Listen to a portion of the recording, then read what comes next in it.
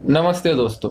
आज के इस वीडियो में हम लोग बात करने वाले हैं भारत में आर्कियोलॉजिकल फाइंडिंग्स में सबसे ज़्यादा चर्चित और भारत के एक प्राचीन शहर के बारे में। जी हाँ, इस वीडियो में हम लोग बात करने वाले हैं हड़प्पा मोहनजोदारो यानी कि जो सिंधु सभ्यता है या फिर इंडस वैली सिविलाइजेशन है उसके बारे में।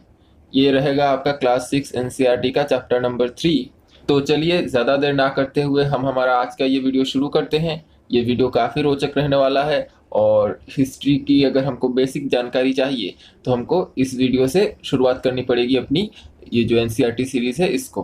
तो चलिए हम हमारा आज का ये वीडियो शुरू करते हैं। हमारे आज के इस वीडियो का शीर्षक है इन द अर्लीस्ट सिटीज़ यानी कि प्राचीन शहरों में। तो आज से करीब 150 साल पहले बात है सन 1850 के दशक की। तो उस वक्त क्या हुआ, जब अंग्रेज भारत में रेलवे लाइंस बिछा रहे थे तो उनके जो इंजीनियर्स थे उन्होंने वर्तमान पाकिस्तान के एक गांव हड़प्पा, उस समय भारत एक मतलब संपूर्ण भारत था, यूनाइटेड भारत था, यानी कि तब अंग्रेज़ों ने तो पाकिस्तान का विभाजन नहीं किया था भारत से। तो हम अगर बात करें एक अखंड भारत की, तो अखंड भारत के हड़प्पा में उस समय जो अभी वर्तमान पाकिस्तान में है वहाँ पर इंजीनियर्स ने एक स्तूप देखा, यानी कि जहाँ पर सिर्फ ईंटें रखी हुई थी और वो एक माउंट की तरह दिख रहा था।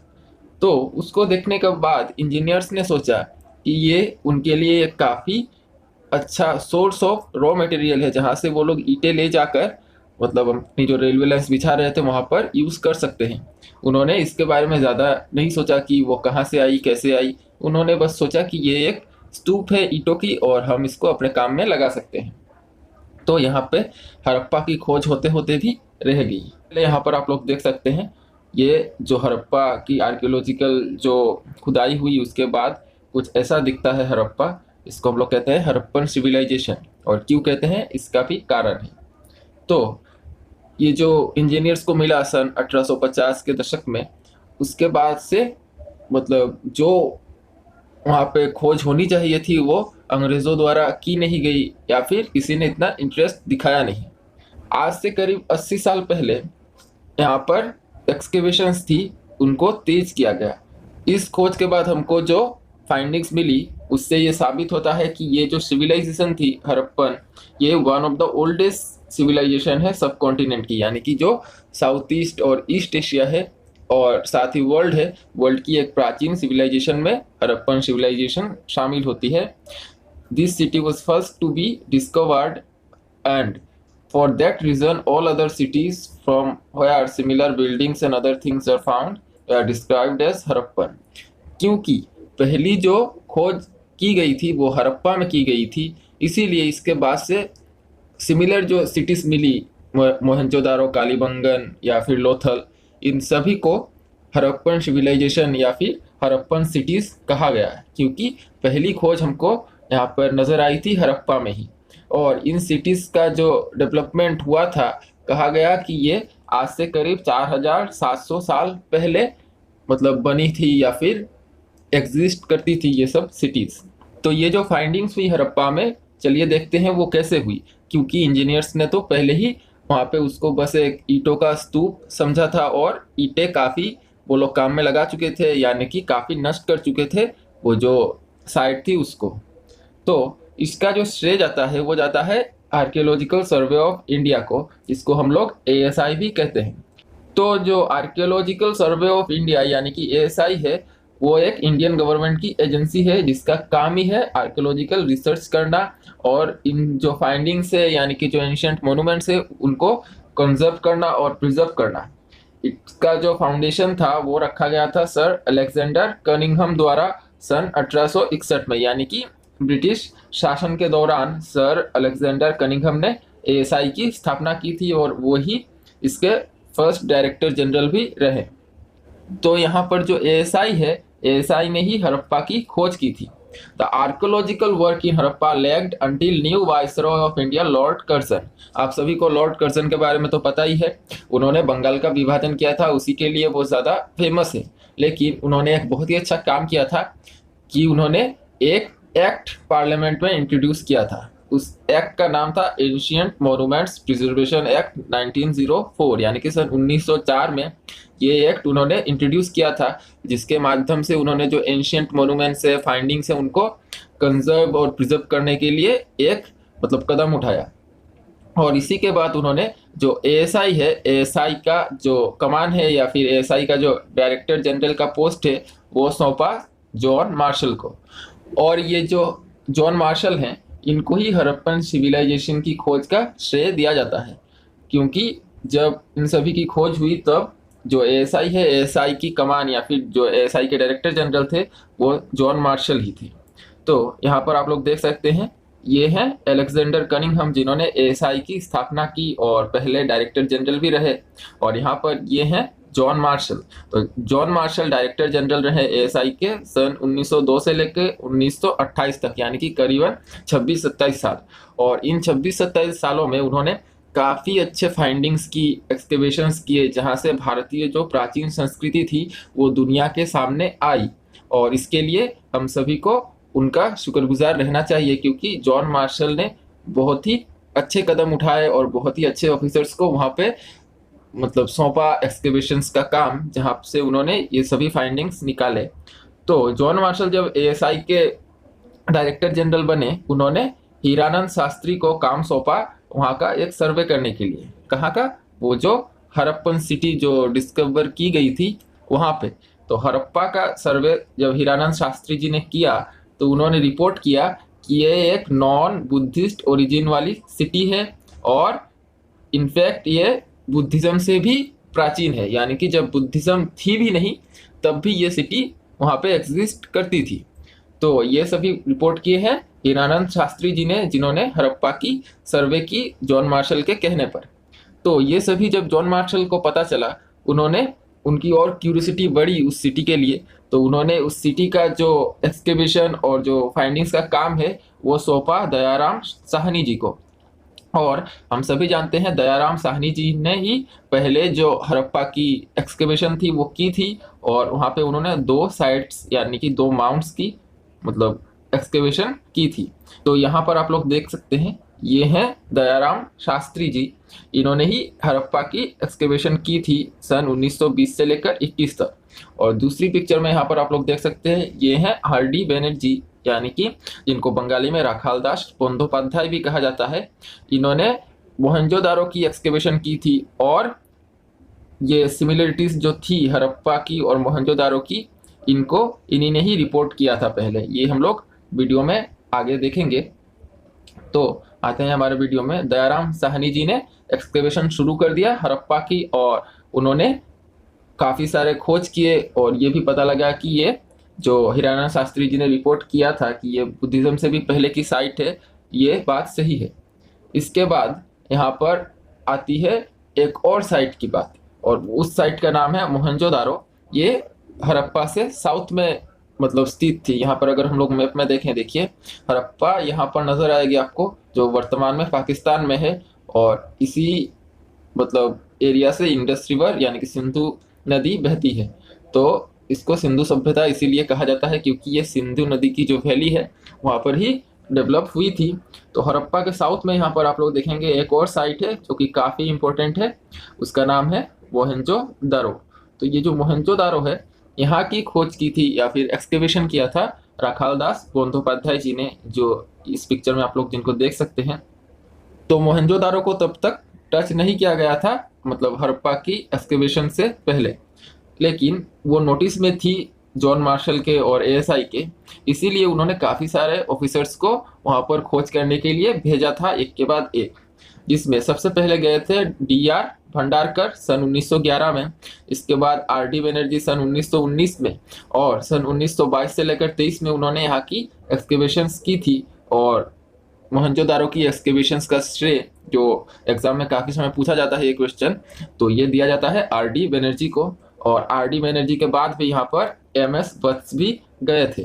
तो जब सन 1923 में उनकी सेकंड विजिट पर आर.डी. बनर्जी मोहनजोदारो में गए, तब उन्होंने जॉन मार्शल को लिखा था। और क्या लिखा था? उन्होंने कहा था ये जो साइट है ये है रिमोट एंटिक्विटी की, यानी कि एक बहुत ही प्राचीन साइट है और इसकी काफ़ी सिमिलरिटीज़ है हड़प्पा के साथ। ठीक है। तो ये जो रिपोर्ट है ये किया था आर.डी. बनर्जी ने जॉन मार्शल को। इसके बाद यहाँ पर आप लोग देख सकते हैं काफ़ी सारे सिटीज़ हैं हड़प्पा और मोहनजोदारो के अलावा। यहाँ पर भारत के गुजरात में लोथल, धोलावीरा, नागेश्वर, या फिर यहाँ पर आप लोग देख सकते हैं कालीबंगन, राखीगढ़ी। इसके अलावा यहाँ पर चानूदरो और बालाकोट। इसके बाद हम लोग आते हैं वहाँ की जो सिटीज़ थी वो सिटीज़ कैसे थी। तो जो इंडस वैली सिविलाइजेशन की जो सिटीज़ थी वो दो भाग में डिवाइडेड थी। यहाँ पर देख सकते हैं, यहाँ पर जो उत्तर में जो भाग है ये भाग मतलब काफ़ी ज़्यादा ऊंचा है और इसको एक ऊंचाई में रखा गया है, जबकि ये जो दक्षिण वाला भाग है ये है मतलब लोअर टाउन। इसको थोड़ी सी मतलब उतनी ऊंचाई नहीं है, ये उत्तर वाले भाग से दक्षिण वाला भाग थोड़ा सा नीचा है। तो the cities of Harappa were divided into two parts. Harappan cities को ऐसे ही दो भागों में बांटा जाता है। जो स्मॉलर पार्ट था, जो छोटा था, वो था ऊंचाई वाला भाग, इसको कहा जाता है सिटाडेल। तो सिटाडेल होती है वो छोटा होता है एरिया लेकिन ऊंचाई पर होता है, और जो दूसरा भाग है वो एरिया बड़ा होता है और लेकिन वो लोअर टाउन कहलाता है। मतलब वो सिटाडेल से नीचे होता है, उसका नाम होता है lower town. The bigger area situated below the Citadel was called lower town. ठीक है। It had all the residential buildings.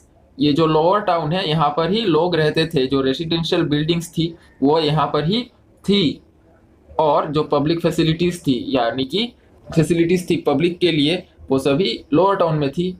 So it was a place of common man, यानी कि जो आम आदमी रहता था वो लोअर टाउन में रहता था। तो इसी से हम लोग बोल सकते हैं जो सिटाडेल है वहाँ पर शायद जो रूलर्स थे टाउन के या फिर जो मतलब अमीर लोग थे वो रहते थे। इसके अलावा जो प्रीस्ट थे, जो पुजारी थे, वो सभी रहते थे यहाँ पर सिटाडेल में। तो अगर आप लोगों ने ऋतिक रोशन की मोहनजोदारो मूवी देखी है, वहाँ पर भी आप लोग देख सकते हैं जो प्रीस्ट होता है और जो रूलर होता है वो हमेशा एक ऊंचाई वाले जगह पर रहता है, तो उस जगह को कहा जाता है सिटाडेल। और जो लोअर टाउन होती थी जहाँ पर बाजार थे, लोगों के घर थे, उसको कहा जाता है लोअर टाउन। ठीक है। तो यहाँ पर आप लोग देख सकते हैं दो पिक्चर्स है हड़प्पन सिविलाइजेशन की। तो इस पिक्चर्स में आप लोग देख सकते हैं यहाँ पर ब्रिक्स हैं यानी कि ईंटें आपको नजर आएंगी, और काफ़ी मजबूत ईंटें रही होंगी क्योंकि ये इतने सालों तक अभी भी ऐसे की ऐसे ही टिकी हुई है। तो इससे हम लोग बोल सकते हैं जो ईंटें यूज़ की गई थी हड़प्पन सिविलाइजेशन में वो बहुत ही अच्छे से बेक थी, यानी कि उसको बहुत ही अच्छे से पकाया गया था, और इसीलिए वो अभी इतने हजार वर्षों के बाद भी मतलब अभी भी उसकी जगह पर ही टिकी हुई है। The bricks were laid in the bricks were laid in an interlocking pattern and that made the wall strong. और ये जो ईंटें थी इनको इंटरलॉकिंग किया गया था, यानी कि अगर दो ईंटें यहाँ पर हैं तो एक यहाँ पर देके इसको एक ऐसे वर्टिकली दिया गया होगा, उसके बाद एक हॉरिजॉन्टली दिया गया होगा, ऐसे ही इनको इंटरलॉक किया गया है। और इसीलिए ये जो वॉल्स थी ये काफ़ी मजबूत थी और अभी भी टिकी हुई है। तो इस पिक्चर में आप लोग देख सकते हैं यहाँ पर एक्सकेवेशन की जा रही है एक हड़प्पन साइट की। इसके अलावा एक जो मेजर फाइंडिंग है वो हमको मिली है मोहनजोदारो में।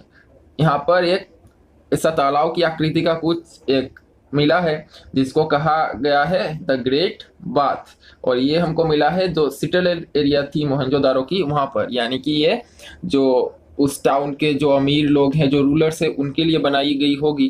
तो ये जो फाइंडिंग है ये हमको मिली है मोहनजोदारो में और ये बनी थी सिटाडेल एरिया में। This was lined with bricks coated with plaster and made watertight with a layer of natural tar। यहाँ पर ये जो ग्रेट बात है यहाँ पर देखिए ब्रिक्स से बनी हुई है और काफ़ी अच्छी क्वालिटी हमको नज़र आ रही है। यहाँ पर इसको वाटर टाइट किया गया था, यानी कि वाटर इससे ना निकल सके। और ये किस काम में यूज़ की जाती होगी यहाँ पर हम लोग अनुमान लगा सकते हैं। देखिए, Perhaps important people took dip in this tank on special occasions, यानी कि कुछ जो स्पेशल ओकेजन्स होती है वहाँ पर जो इम्पोर्टेंट पीपल है उस टाउन के वो लोग वहाँ पर स्नान करते होंगे। The water was probably brought in from the well and drained out after use, यानी कि कुएं से पानी लाकर इस जो ग्रेट बात है इसको भरा जाता होगा और काम खत्म होने के बाद वाटर को निकाल दिया जाता होगा, जो गंदा पानी है उसको निकाल दिया जाता होगा और फिर से शुद्ध पानी इसमें फिर से भरा जाता होगा। इसके अलावा देखिए यहाँ पर there were steps leading down to it from two sides, यानी कि दो साइड से यहाँ पर आपको स्टेप्स नजर आएंगी, यानी कि सीढ़ियां नजर आएंगी जिससे लोग यहाँ पर उतर सकते थे और स्नान कर सकते थे। तो ये जो फाइंडिंग है आप लोग याद रखिएगा, ये मोहनजोदारो में मिली है, सिटाडेल एरिया में बनी हुई है और इसका नाम है द ग्रेट बाथ। इसके अलावा दो और सिटीज यहाँ पर काफी इंपॉर्टेंट है, वो है कालीबंगा और लोथल। यहाँ पर ऐसे फायर ऑल्टर्स मिले हैं, यानी कि जहाँ पर आग जलाई जा सकती हो, यानी कि बेदी, आग की बेदी, ये मिली है कालीबंगन और लोथल में। यहाँ पर शायद सेक्रीफाइसेस होते होंगे, यानी कि अपने जो पूजा के दौरान आग के द्वारा ये सभी यहाँ पर दी जाती होंगी, और ये मिले हैं हमको कालीबंगन में और लोथल में, इनको कहा जाता है फायर ऑल्टर्स। ठीक है, इसके अलावा लोथल में हमको ऐसे मतलब स्टोर हाउसेस भी मिली है जहाँ पर वो लोग अपना जो सामग्री है, जो उनके ग्रेन्स है, वो स्टोर करते होंगे। इसके अलावा स्टोर हाउसेस सबको मिली है मोहनजोदड़ो हड़प्पा में। ठीक है, तो आखिर में चलिए हम लोग देखते हैं सबके हाउसेस, ड्रेन्स और स्ट्रीट्स कैसे थे, यानी कि घर और जो नालियाँ थी और जो रास्ते थे या फिर जो उनके जो स्ट्रीट्स थे वो कैसे थे। तो generally the houses were either 1 और 2 स्टोरीड हाई, यानी कि जो घर थे वो एक मंजिला होते होंगे या फिर 2 मंजिला। यहाँ पर देखिए ये जो घर है, यहाँ पर आप लोग 2 मंजिला घर देख सकते हैं, और घर के बीचों बीच यहाँ पर ऐसा आंगन बना होता था, और सभी घरों में ये कॉमन एक पैटर्न है जहाँ पर हमको नजर आएंगी। यहाँ पर देखिए rooms are build around a courtyard, यानी कि आंगन के चारों तरफ रूम बने होते थे, कमरे बने होते थे। Most houses had a separate bathing area, यानी कि बाथरूम भी था हर हाउस में। आप लोग देख रहे हैं कितनी अच्छी प्लानिंग थी उस वक्त, जब इतनी अच्छी टेक्नोलॉजी थी भी नहीं। और some had wells to supply water, और कुछ जो घर थे उसके सामने वेल्स थे, यानी कि कुएं भी बने हुए थे ताकि वहां से वाटर की सप्लाई की जा सके घर में। तो many of these cities had covered drains, each drain had a gentle slope so that water could flow through it. यहाँ पर सभी सिटीज में ऐसे ड्रेन्स पाई गई हैं और काफ़ी अच्छी मतलब वेल प्लेन ड्रेन्स थी, जहाँ पर एक स्लोप में बनी हुई थी ये ड्रेन्स, यानी कि ऐसे बनी हुई थी ऊपर से नीचे, यहाँ पर जो ड्रेन का गंदा पानी है वो जा सके, इसीलिए ड्रेन्स को बनाया ही गया था स्लोप में, और ये जेंटल स्लोप थी, यानी कि पानी धीरे धीरे निकल सके ड्रेन्स के through. Very often drains in houses are connected to those on streets and smaller drains led into bigger ones। यहाँ की अगर हम लोग बात करें, यहाँ पर अगर एक घर है तो घर से जो ड्रेन निकली है वो कनेक्ट होती थी वहाँ पे जो स्ट्रीट है, स्ट्रीट की ड्रेन के साथ, और स्ट्रीट की ड्रेन जाकर कनेक्ट होती थी ये जो रोड की जो ड्रेन है, यानी कि जो बिगर रोड है उसकी ड्रेन के साथ, और यहाँ से ही जो गंदगी थी वो निकल जाती थी।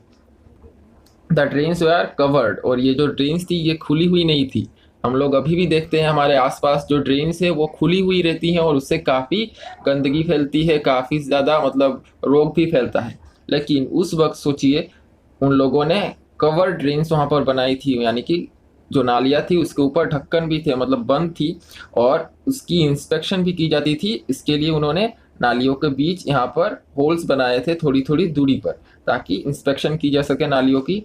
All 3 houses, drains and streets are probably planned and built at the same time, यानी कि जो हाउसेस थी, जो नालियाँ थी और जो स्ट्रीट्स थी उनको एक वक्त पर बनाया गया था और प्लानिंग से बनाया गया था, यानी कि जो सिटीज थी वो पहले बनी थी और लोग वहाँ पर बाद में रहने आए, यानी कि पहले घर, रास्ते और जो नालियाँ हैं वो बन चुकी थी और लोग बाद में वहाँ पर आकर बसे।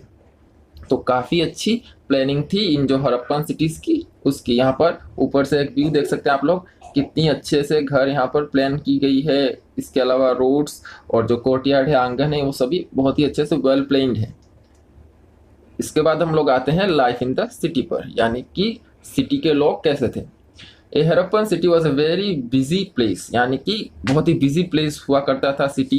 There are people who plan the construction of special buildings in the city, these were probably the rulers. और ये जो सिटी बनाए गए थे इनको प्लानिंग किया गया था, और अगर प्लानिंग हो किसी भी जगह की तो हम लोग इमेजिन कर सकते हैं वहाँ पर एक रूलर ज़रूर रहा होगा जिसने फंडिंग की थी या फिर जो सुपरवाइज किया था कामों को। तो इसीलिए हम लोग कह सकते हैं कि उन सिटीज़ में रूलर्स थे it is likely that the rulers sent people to distant lands to get metals.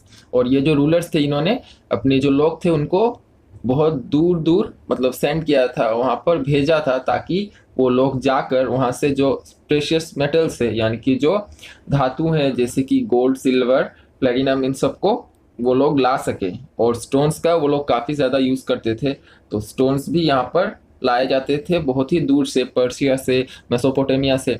तो ये सभी हम लोग अपने आने वाले जो चैप्टर्स हैं वहाँ पर देखेंगे। They may have kept the most valuable objects such as ornaments, gold and silver और beautiful beads for themselves। और ये जो रूलर्स थे जो सबसे अच्छे ornaments थे, जो गोल्ड थी, जो मतलब जो अलंकार थे उनको अपने पास रखते थे। ये हम लोग मतलब यहाँ पर अनुमान लगा सकते हैं। इसके अलावा एक बहुत ही महत्वपूर्ण तरह के लोग उन सिटीज पर थे, उन लोगों को कहा जाता था स्क्राइब्स, यानी कि जो लोग लिख सकते थे। और वो किस पर लिखते थे? वो लिखते थे सील्स पर। इसके अलावा जो अदर मेटल्स थे उन पर भी उन्होंने शायद लिखा होगा जो सरवाइव नहीं कर पाए। तो सील्स हमको मिली है कुछ ऐसी, यहाँ पर देखिए सील्स पे यहाँ पर लिखी हुई है। और ये जो लिखावट है ये हमको दाएं से बाएं की तरफ लिखी हुई है। और ये हम लोग कैसे कह सकते हैं? क्योंकि यहाँ पर दाएं की जो यहाँ पर जो अक्षर है या फिर जो आकृति बनी हुई है ये अगर आप लोग देखें काफ़ी अच्छे से बनाई हुई है, लेकिन बाएं की तरफ जाते जाते ये छोटी होती गई।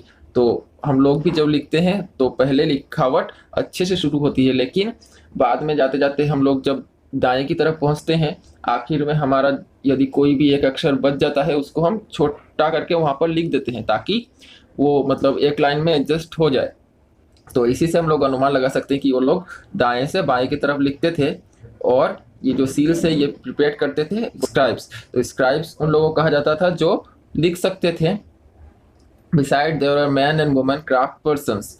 और यहाँ पे काफ़ी तरह के मतलब शिल्पकार थे जो बहुत सी चीज़ें बनाते थे घरों के लिए, ऑर्नामेंट्स बनाते थे। और उनके वर्कशॉप्स भी थे, यानी कि उनकी मतलब फैक्ट्री भी थे जहाँ पर वो लोग ये चीज़ें बनाते थे। People were travelling to distant lands और returning with raw materials and perhaps stones. दूर दूर जाकर लोग स्टोन्स और रॉ मटेरियल्स लाते थे। और इसके अलावा हमको यहाँ पर टेराकोटा की टॉयज भी मिली है, जो मिट्टी से निर्मित, मिट्टी को जलाकर जो बनाया जाता है टॉयज, उनको कहा जाता है टेराकोटा टॉयज। तो वो भी हमको मिली है और इससे हम लोग अनुमान लगा सकते हैं कि उस समय के जो बच्चे थे वो मिट्टी के ऐसे टॉयज से खेला करते थे। इसके अलावा ये जो मूर्ति है ये काफ़ी एक फेमस मूर्ति है हड़प्पन सिविलाइजेशन की, आप सभी ने इसको देखा भी होगा।